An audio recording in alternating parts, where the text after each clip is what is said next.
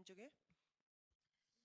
За энэ нэгдүгээр асуудал дээр энэ дампуурсан банк болон хадгалан зээлийн хоршоодын үрийг татвар төлөгчдийн мөнгөөр дарчгаад эргээд энэ авлагынхаа араас та нар хөөцөлдөх ёстой шүү дээ. Яагаад энэ одоо найдваргүй болцсон гэдэг одоо энийг шийдэх ёстойгоо сууж байгаа юм бэ? Энд дээр тодруулга авмаар байна. Хоёрдугаарт энэ хөдөлмөр одоо ажлын байр шинээр бий болгох чиглэлээр бид нар шүү сайн ажиллах хэрэгтэй байна л да. Энэ Солонгос улсад гэхээр энэ ковидын үед жишээлбэл маскны үйлдвэр шинээр бий болгохыг эсвэл одоо Монголд энэ шүсээр авдаг шинжилгээ байна, дархлаа дэмжих хүнсний үйлдвэрлэлийг дэмжих ч гэх юм уу. Энэ чиглэлээр ажлын байр бий болгоод байгаа аахгүй. Ковидын нөхцөл байдалтайгаа уялдуулаад ийшээгээ илүү хөрөнгө оруулалт хийгээд дэмжиж явах юм бол ажлын байр нэмэгдэнэ гэж харж байгаа. Тэгэхээр ийм чиглэл рүү цаашид ажилласаа гэж хүсэж байна. Нэгдүгээрх нь асуулт байлаа. За, Хондром гишүүнд баярлалаа. За, хэн хариулах вэ? Сая аягүй чухал наран зохит дарга яагаад төлбөрийг төлөвлөхгүй байгаа юм бэ? Энэ бол олон гишүүдийн асууж байгаа асуулт байгаа шүү. За, 5 дахь микрофон наран зохит дарга. За энэ нөгөө ийм зовлон байгаамаа. Банкны эрх хүлээн авахч бол Монгол банкнаас томилогдож байгаа. За тэр хүн бол очиод нөгөө эн чинь банк дампуурсан тохиолдолд хинэн эхлээд одоо хамгийн түрүү хадгаламж эзэмшигчийг хөрөлгөө болгоно. Ингээд яваад төрийн одоо яг энэ төрийн байгууллагын авлага бол хамгийн сүүлд нь дестрат нь сүүлд нь орсон байдаг. Тэгээ банкны эрх хүлээн авахч бол тэр банкнд одоо байгаа үлдсэн өөрийн хөрөнгийг борлуулах одоо замаар ингээд өр ширийг барагдуулаад яваад за одоогоор хийгдээд байгаа тайлбар нь бол одоо ингээд энэ эрх хүлээн авахчд бол одоо жишээлбэл Монгол банкнаас миний хэлсэн томилогддог. За эрх хүлээн авахчд нь бол одоо тэр банкнаа өөрийн хөрөнгөөс одоо зарж борлуулж үлдэх хөрөнгөний асуудал бол маш өндөрлөлттэй. Одоо буцааж төлбөр тооцоо хийх болцоо юм байхгүй байна гэдэг энэ шалтгаанаар бол төлбөр барагдуулахгүй байгаамаа. Яг гол зовлон нь бол эндээ л байна. Шүүхийн шийдвэр гүйцэтгэх газар мэдээж энэ дээр бол тодорхой ажиллагаа явуулж байгаа.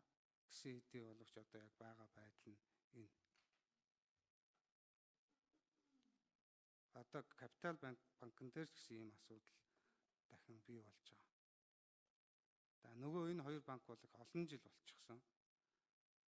Одоо шийдвэр яг одоо сангийн яамнаас ч юм уу засгийн газрын зүгээс арга хэмжээ авах механизмууд бол ерөнхийдөө дууссан учраас одоо энэ нэг талд нь шийдэх ёстой л гэдэг ийм зүйлийг би хэлсэн юм аа. Наран зохит дарга нэг талд нь шийдэх ёстой гэдээ одоо энэ Ануу Зоос гэдэг банк баг түүх болоод ингээд үлдэж хахад одоо энийг шийдэх ёстой гэж яриад байл. Тэгэхээр яах ёстой одоо сая Ундрам гишүү асуугаад байна шүү дээ.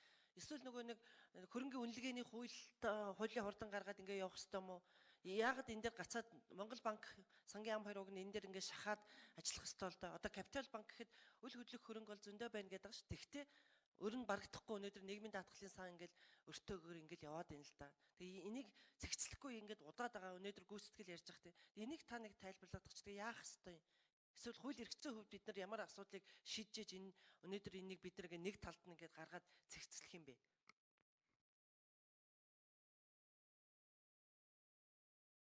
Доор микрофоныг өгье.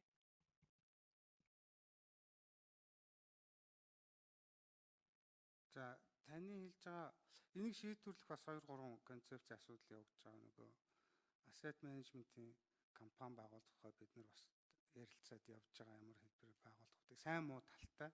Тэгээ энийг бол тийм байдлаар asset management компанид одоо энэ байгаа өрийг шилжүүлээд ингээд тэндээ авлага болгоод ингээд нэг ажиллах ийм шаардлага. Хоёрдугаарт бол одоо бүр шийдвэр гаргах бол их хурлаар энэ өрийг өвчнгүй болгох юм шийдвэрийг гаргахаас өөр аргагүй болно. Ийм л хоёр шийдвэр байгаа. Зүгээр ер нь бол сүүлийн үед ялангуяа энэ Капитал банк ойрхоны энэ асуудал дээр бол бид нэр хууль хяналтын байгууллагатай бол маш нэгт ажиллаж байгаа. Ер нь бол энэ татвар төлөгчдийн мөнгө бол төлөгдөх ёстой гэсэн байр суурин дээр бол хатуу ажиллаж байгаа. Нэлээд их ажиллагаанууд бол хууль хяналтын байгууллагатай нийлж явуулж байгаа. Одоо байгаа хөрөнгүүдийг битүүмжилж аль болох болцооны дуудлага худалдаа болон тодорхой хэмжээнд тохиролцож шийдвэрлэж энэ төрийн одоо мөнгийг охирлгүй болох энэ ажиллагаанууд бол хийгдээд байгаа. Нөгөө талд нь миний өмнө хэлсэн хоёр механизм бас хэрэглэх боломжтой.